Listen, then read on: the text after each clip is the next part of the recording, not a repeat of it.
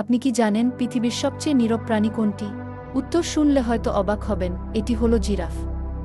বিশাল আকৃতির এই প্রাণীটি সাধারণত খুব কম শব্দ করে এবং এর ডাক মানুষের কানে সহজে শোনা যায় না। তবে জিরাফ পুরোপুরি নীরব নয়।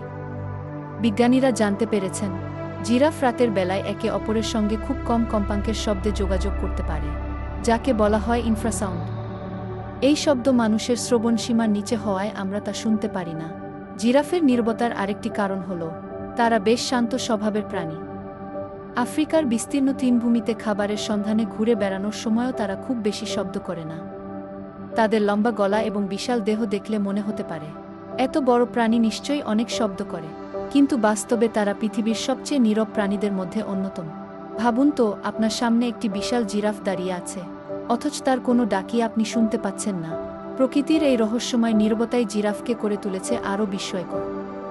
তাহলে বলুন, আপনি কি আগে জানতেন জিরাফ এতটা নীরব প্রাণী? ভিডিওটা ভালো লাগলে লাইক করে দিবে। এরকম আরও অজানা ভিডিও পেতে কমেন্ট বক্সে জানাবেন।